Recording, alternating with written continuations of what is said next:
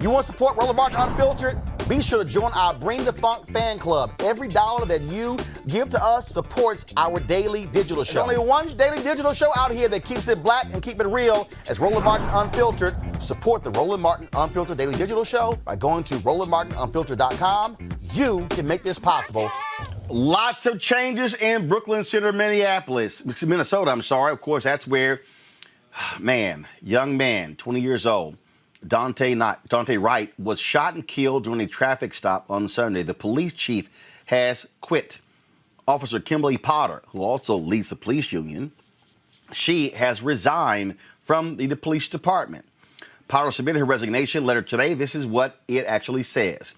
Dear Mayor Elliott, Mr. Edwards, and Chief Gannon, I am tendering my resignation from the Brooklyn Center Police Department effective immediately. I've loved every minute of being a police officer and serving this community to the best of my ability, but I believe it is in the best interest of the community, the department, and my fellow officers if I resign immediately. Sincerely, Officer Kim Potter. At a news conference today, the mayor announced that the chief is also resigned. We're going to show you some of what took place at the news conference. Watch this. Let me be very clear. My position is that we cannot afford to make mistakes that lead to the loss of life of other people in our profession. And so I do fully support releasing the officer of her duties. All right, folks, that was the wrong video there. We're going to queue up for you the video from today's news conference. It was a lot of moving developments today that took place today in Brooklyn Center, Minnesota. The protests have continued there in Brooklyn Center. It took place, all day there, and it has been an extremely busy day. Folks continue to demand significant changes take place in Brooklyn City, not just with, of course, the case of the officer and the chief, but also how they conduct themselves. At the news conference today, one of the things the chief made clear that the city council passed a resolution that stated that the police department cannot use tear gas or rubber bullets in dealing with protesters there in Brooklyn Center. That was important because protesters said they were condemning, frankly, the actions of the police department when it came to dealing with the protesters. And so that was one of the moves. And this followed the city council firing the city manager and then giving the mayor the power to take charge of the police department. A lot of different things going on. He made it perfectly clear that they want to have the trust of the community as much as they could. And so, again, that's what took place today. Here's the tweet that went out yesterday. Effective immediately, our city manager has been relieved of his duties. The deputy city manager will be assuming his duties moving forward. I will continue to work my hardest to ensure good leadership at all levels of our city government. That is Mayor Mike Elliott. As I said, he was very calm, very cool, collected today at his news conference, but he is facing a lot of pressure to really make some serious changes there in Brooklyn City as a result of what took place on the shooting on Sunday. The parents of Daunte, they have been appearing a variety of news outlets speaking out about what took place and what needs to happen. And they're saying that they simply cannot accept this excuse that what took place was a mistake. As they said, their son would not come back to life as a result. This is why, here's the mayor right here speaking about why she resigned and why Kim Potter wasn't fired. In order for us to make that decision, we were going through our own processes to make sure that that internally we had all of the documentation in order to be able to do that. But the officer resigned, and so we have that resignation at this moment. In order for us to So that was Mike Elliott speaking today at the news conference. As I said, protests have continued all throughout Brooklyn City. It took place last night as well, and so this here was video from last night's protest. As you see, officers there in the gear lined up. And so folks have been demanding, again, there to be significant changes that take place. I'm going to pull up some other additional video from the news conference. I want to bring in my panel right now to talk about this here, talk about several other different things that took place in the news conference. Joining us right now is Mustafa Santiago Ali, of course, a PhD, a former senior advisor with the EPA, Environmental Justice. Benjamin Dixon, host of Benjamin Dixon Show podcast, Kelly Bethea, communication strategist. One of the things that happened today, Benjamin, is that the mayor also made it clear that he would like for the Attorney General to take over. The Attorney General, Keith Ellison, to assume command of this particular case, saying it would be only fair and just. Of course, Attorney General Keith Ellison took charge of the case of the officers who killed George Floyd. So just your thoughts on just the rapidly changing developments in Brooklyn City, Minnesota. Yeah, the mayor has a balancing act that he has to take right now. And I think he's doing the best that he can do, considering the demand for justice from all across the country. And so to leave things static would be a problem because of the implications of everything that's happening around the country. I think it was a smart move to call on Keith Ellison to step in, because we can't leave the city police to investigate themselves, because we've seen so many times that leads to no justice whatsoever. And if we're lucky, we may get some justice now that it's in the hands of the Attorney General. First of all, Kelly, to have them, again, chief resigns, the officer who shot and killed Wright resigns, firing the city manager. This mayor is not playing around when it comes to making immediate changes. Normally, we see a lot slower response from elected leadership, especially in a very small town. Well, they can't afford to have small and slow changes, especially in this jurisdiction and in this state in particular, because to my understanding, this is about the third one in less than 5 years. You have this one, you have George Floyd, of course, from last year, and then you have Philando Castile from a couple years prior.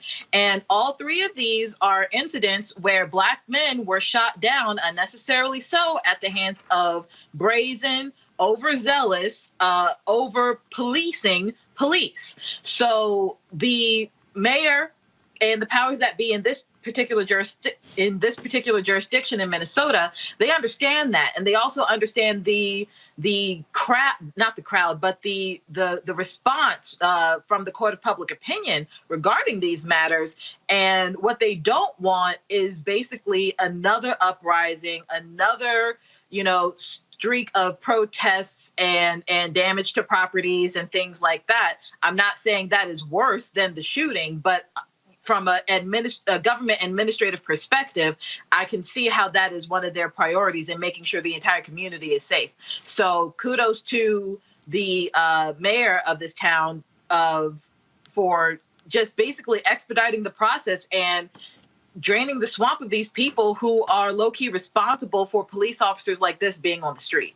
Mustafa, one of the things we also heard in the news conference, people were talking about the need for Brooklyn City cops to live in the city. And so the mayor was talking about, again, a number of things they're looking at changing in the city.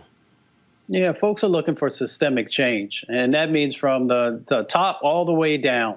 Whether you're talking about training, when you're talking about the movement of resources, to other forms that help to build trust with the community and help to make sure that there's better policing that's actually happening, that actually has the community as a driver and a framer in that.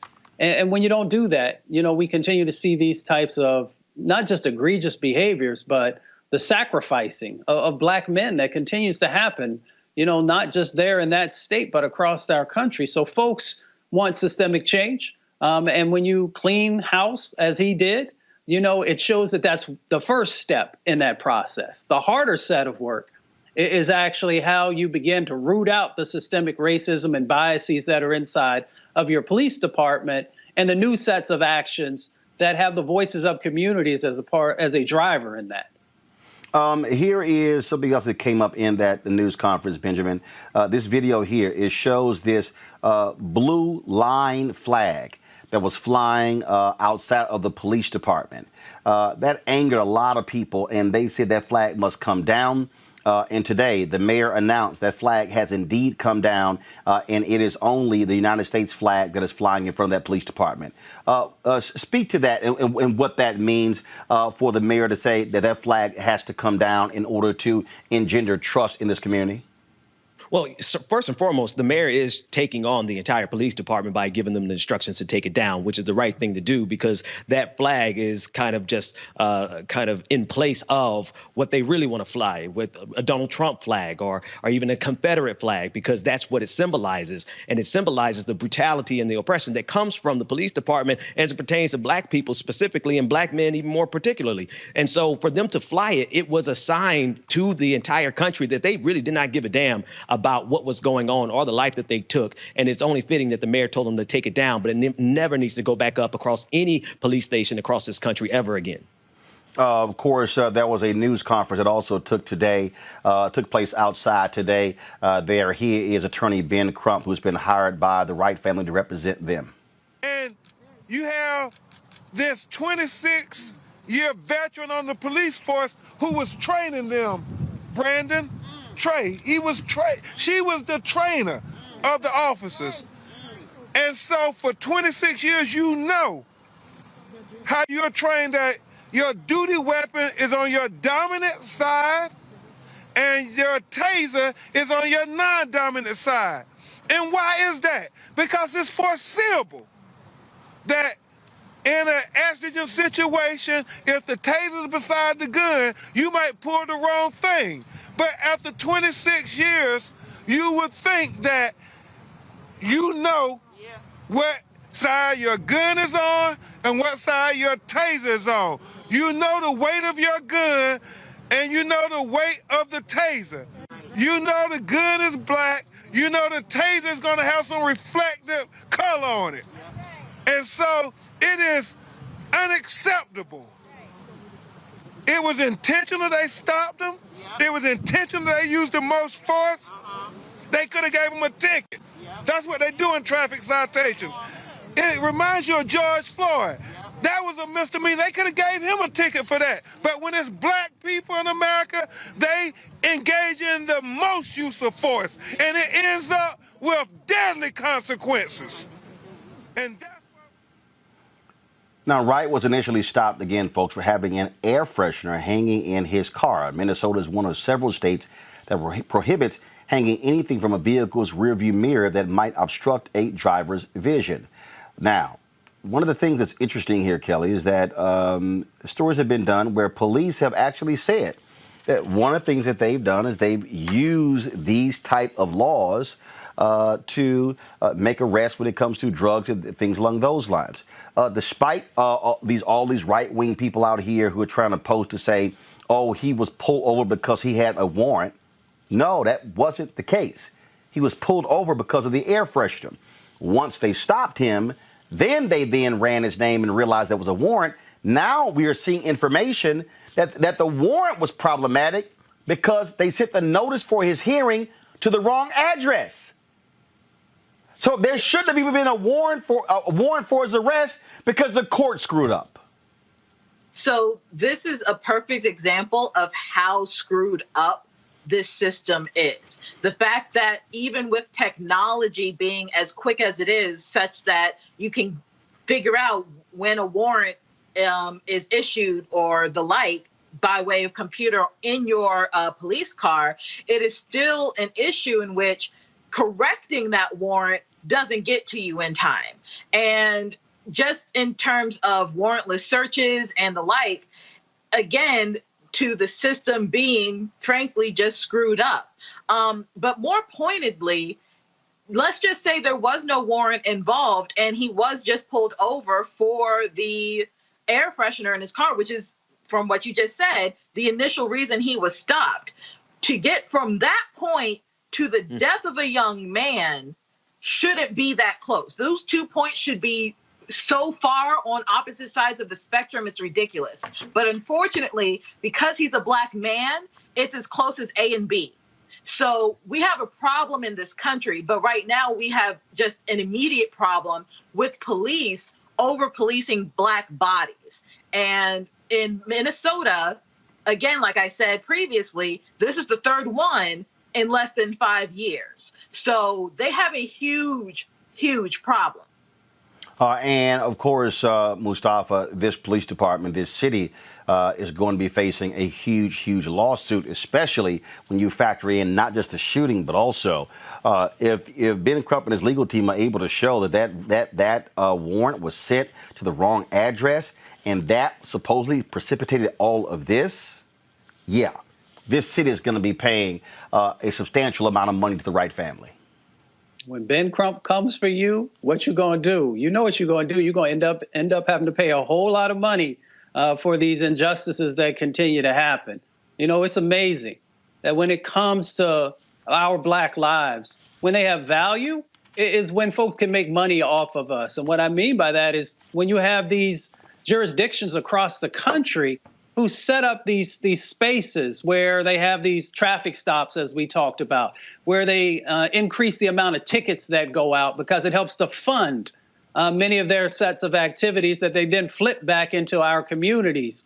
But our lives have very little meaning and very little value when it comes to, you know, many of these police departments across the country, when it comes to actually making sure that justice is happening and that we're not being used in so many forms and fashions.